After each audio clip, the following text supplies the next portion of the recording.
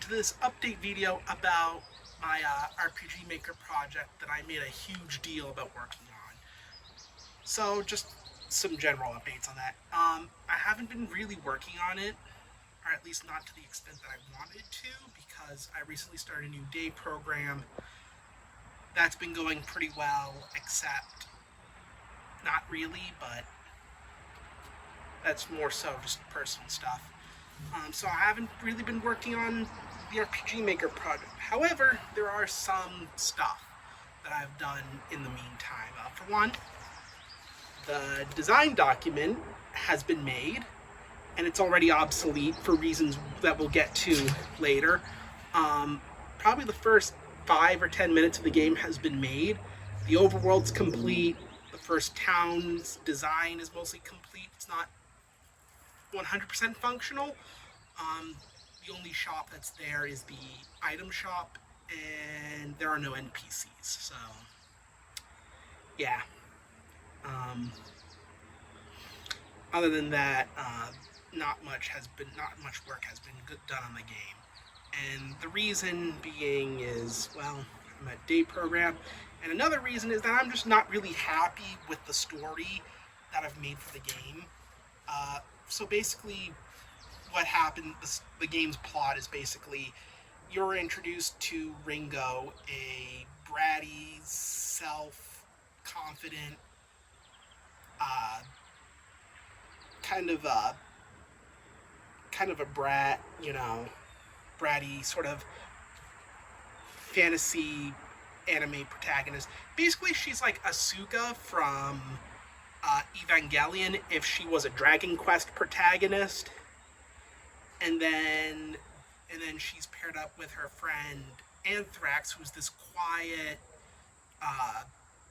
very quiet and sarcastic, very dry-witted sorcerer friend. And the two usually go on quests together to do like mercenary shit in this island archipelago that they live in, and that's really what they do. But then one day they have, at the start of the game, they have to go to this local army base to go do training to retain their mercenary certification. So they go there, meet up with Ringo's ex-boyfriend Brick, who's basically your stereotypical crayon-eating, paste-drinking, moron marine type, basically. And he had been laid off from the army, not discharged, mind you, laid off, because the army got scammed, receiving the fictitious MiG-69s instead of the shiny new F-35s that they wanted, and that's largely because of the Jujux Jamboree scamming them, which we'll get to in a moment. And then, so, after their training day, they go invest a cave, only to reveal that there's a secret entrance leading to a secret base, where there's a meeting going on between a bunch of shadowy people. And we are introduced to Grand Wizard Benny Netty, who is the leader of the Jujux Jamboree, which is basically an Israeli parody of the Ku Klux Klan. And then there's Don Giuseppe, who's the leader of Team Saturn. Basically it's like Team Rocket, but it's Sega Saturn themed. And there's these two grunts that work for him called Dylan and Klebold, who are basically the Jesse and James of this game. And then there's Dr. Romatric, who's basically this evil scientist pastiche of Don Matrick, the guy who screwed up Xbox, basically. And he's basically like basically a parody of the Long John Baldry version of Dr. Robotnik from Adventures of Sonic the Hedgehog. So you eavesdrop on your meeting, Dylan and Klebold find you, so then you do a quick boss fight, escape, and then you have to tell Popful Mail, who is portrayed as this old woman who runs a bureaucratic government job running the mercenary guilds, and then she directs you to President Miko, yes, that Miko, and then you open up all these non-linear story missions. So basically, you tackle each of the 3 main antagonists one by one, and they're all broken up into 6 different missions. Complete all the missions, then you unlock Overlord Slobby's castle, who's basically the shadowy overlord of the main villains, basically their boss's boss, basically. And so you go to his castle, fight all the other bad guys, largely in the form of a boss rush, defeat Overlord Slobby, credits roll, and, well, the game ends. Of course, it's a post-game. You unlock a special post-game dungeon, but, at that point, the game's pretty much finished. And the reason I am not happy with this plot is mostly due to either the antagonists being made in really bad taste, or they're just plain old unoriginal. And I think the Jujux Jamboree and Benny Nettie, who's basically if David Duke and Benjamin Netanyahu were the same person. And the reason why I kind of don't like that antagonist is because no matter what your opinions are on the current conflict in Gaza, no matter your opinion of Israel, no matter your opinion of Palestine, I think having him as a comically racist, Jewish, stereotypical antagonist is really bad taste. And I hate it, and I want to change it, and I want to remove him from the game. So that's what I'm doing. Dr. Romatric is a lot similar.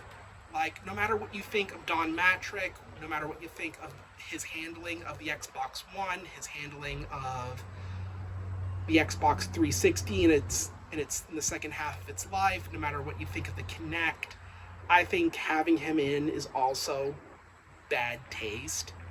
And I really just don't want him in there. Plus, having him basically like, oh, Don Matrick, but he's Robotnik, that's also really unoriginal. And I'd rather have something completely original in its place. So he's going away. Team Saturn also going away because it's highly unoriginal. And I really like the Sega Saturn, and I don't want to portray it as sort of in a villainous role or something like that. I don't know. The whole Team Rocket shtick, purely derivative, it's thrown in the can. So basically, I am announcing that I'm going to have to rewrite the entire story, include some new antagonists, change some of the details around. But because of how much the game has been finished, largely the first 2 story quests are not going to change. You still go to the Mercenary Guild, you still get redirected to the army base, you still do your training, you still go to that cave, but that's where the game changes, and that's where I'm going to introduce the new antagonists and the new and improved story. Plus, I also really don't like the mission system because that's just more work I have to do. And even though it's a really cool idea, because of how the game is set up and how the world map is set up, a lot of areas on the starting island, and it's barely a continent at this point, it uses a lot of the same locations. So I rather spread the story content across the entire world map instead of concentrating the early game into this one small area. So that's what I wanted to do. And I also want to make vehicle acquisition more a part of the story, because originally they were just going to be obtainable through side quests, and that's how you unlock the rest of the world map. But instead, I'd rather have it open up sort of naturally as you complete the story. With that said, I also don't want to make the story too linear, because I don't want to constantly railroad the player into going to location to location to location. And I'd rather have some areas be there purely just for like quests, for side quests, and purely for just there for the player to explore and to engage and to find cool stuff. So I'm gonna have to thread that new needle when I rewrite that story, and that's what I'm gonna do with the game. With that said, I am going to restart development, essentially for the 3rd time in this game's existence, by the way. But I will rewrite the story, I will provide better antagonists, and I won't make antagonists that are in such bad taste to as if to turn off other people. So, yeah. As to why I made those antagonists in the first place, let's just say I don't respond to bad news in the big world very well. So, yeah. With that said, though, the game, I'll show you the game. So if you come with me, and I will show you what I have done so far. So come on, don't be shy. Come on, come on. Oh, you little rat bastard. Come here.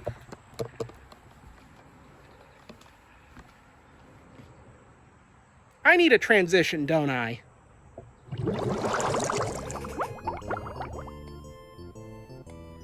Alright, so this is the game that I've been working on. Now, there's something I didn't mention in the previous section that I realized after I stopped filming. There are some characters that are still going to be in the game after all. Most notably, so Ringo has a rival who's basically like this Gary Oak type character, and it's a parody of Elon Musk called Elon's Suck. And the reason I'm keeping him and not the other antagonists is he's not really a main antagonist. Like, he isn't a villain. He's just an asshole. That, and no matter your stance on the Xbox One or the current war in Gaza, I think we can all agree that Elon Musk fucking sucks, so he's staying in the game. Plus, in the lore of his game, his father is Notch, named Mr. Notch, who's basically like this mining magnate, and you do like side quests for him, but that's according to the design document. So yeah, so anyway, let's get into it. What a start to a great day today. Time to show the world who's the best mercenary to grace these islands. Yeah, I'm awesome. Ringo, can you come over here? God damn it, Anthrax. I was gloating about how much of some fucking mercenary I am. Yeah, sorry if I took the Visipop philosophy to dialogue. I apologize in advance. So here's one of the tutorials. This is for basic controls.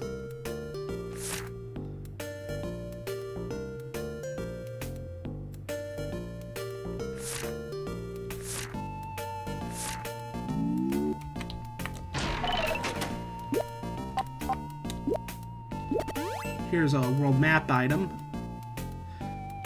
I mean, I might change it, you know, so it has a border or whatever around it, so it looks like an actual map, but yeah.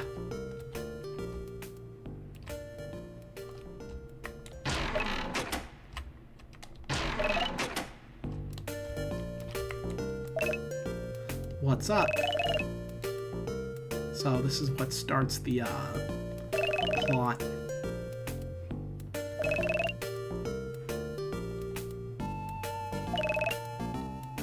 That's what I thought.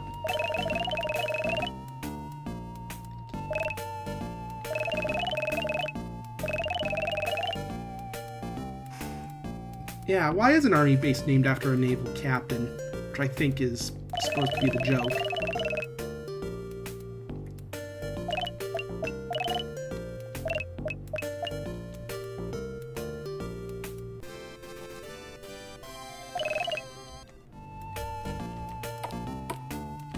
So basically, they live in a crappy apartment building.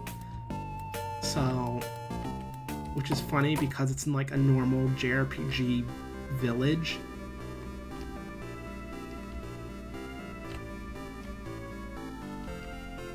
So if we can explore the village a bit, here's like a farm.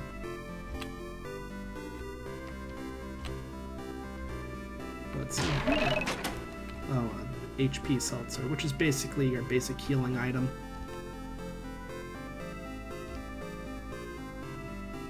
And we can explore more of the village.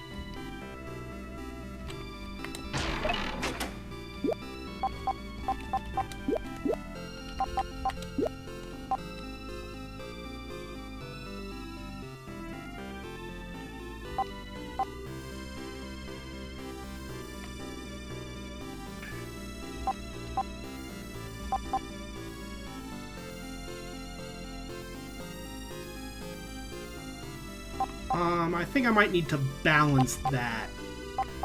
Crap. Alright, so there's equipment bonuses, and I forgot about that, and apparently I made a equipment sync called O-Block, and to get the 2-set effect, you just need 2 pieces of equipment, and apparently all it requires shoes and the bandana, so oopsie daisy. Also get the cloth light set bonuses, so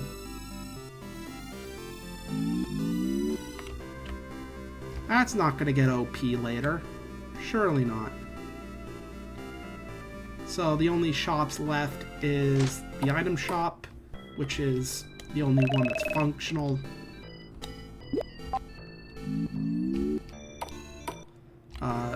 The armory is not set up, and then there's this abandoned shop that you can enter.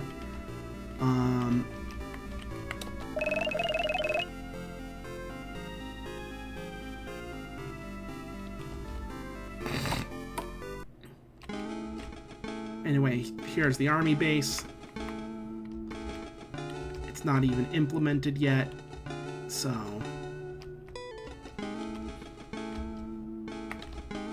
basically this is the first set of islands. Which is really cool.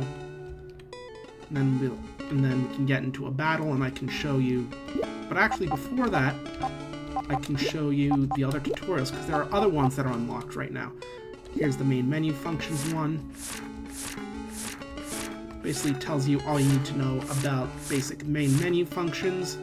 And then the data log, which is more advanced stuff, so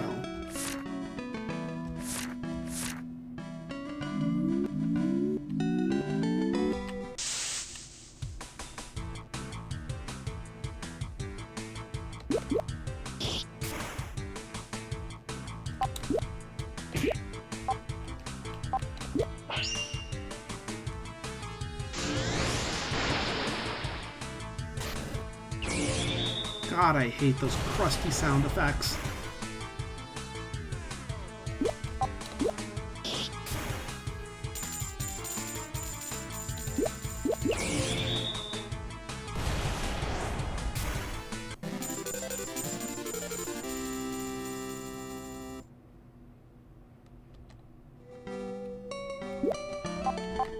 So I should create a bestiary.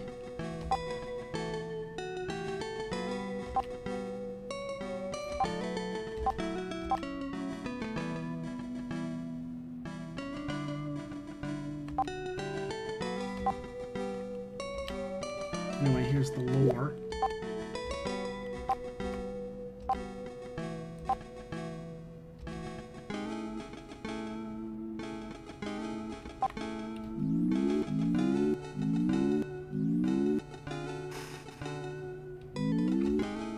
Perfect.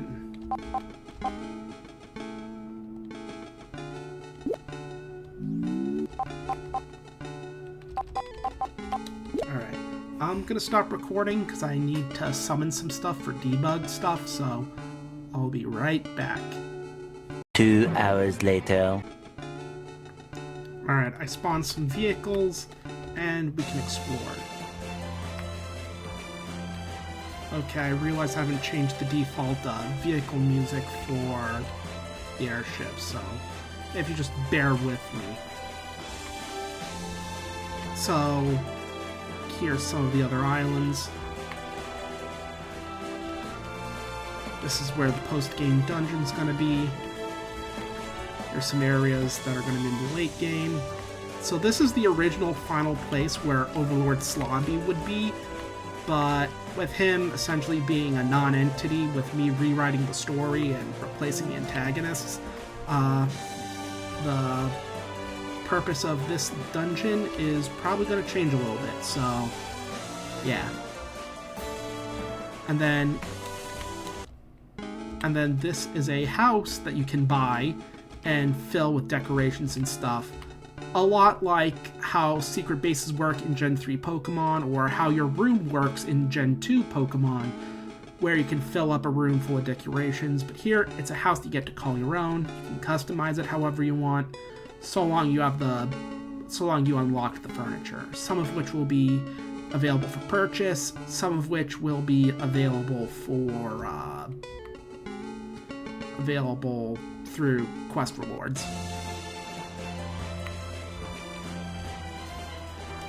This is a desert island, and it's got a few dungeons on it, and this is where the casino's gonna be. Yeah, there's gonna be a casino in this game. But don't expect, like, slots or anything, so... just basic gambling games that I can make. Here's a wasteland area. More late game stuff. This is going to be unlocked in the post game, and this is going to be the game's equivalent of the Battle Frontier.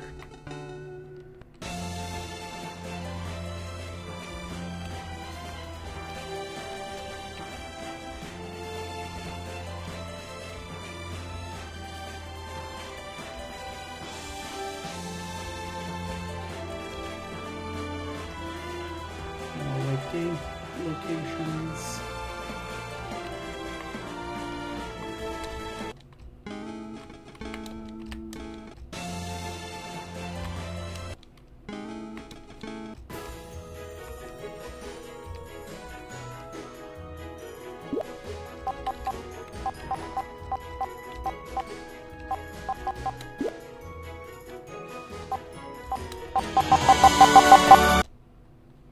Alright, figure I can... Nah, actually... Yeah. So, these floating islands in the game, so these are going to be accessible with the airship, and they're purely just optional areas. You go in there, there might be a dungeon, there's going to be some cool enemy encounters, and there's going to be some exclusive loot to some of these areas. So, that's largely their purpose. If I could just find the one where it's a tree. Ah, here it is. Some of them might be references to other games like Ys and Dragon Quest, especially with the whole Yggdrasil thing, but here, purely just just stuff to do for the player to have, you know. And that's really it to show for progress. So frankly, not much has been done outside of some basic stuff, but technically there exists a gameplay loop. Technically there is quote-unquote gameplay, just not enough of it to really sustain a player so much. So that's all I really have to say about it. Now let's go back to the live camera.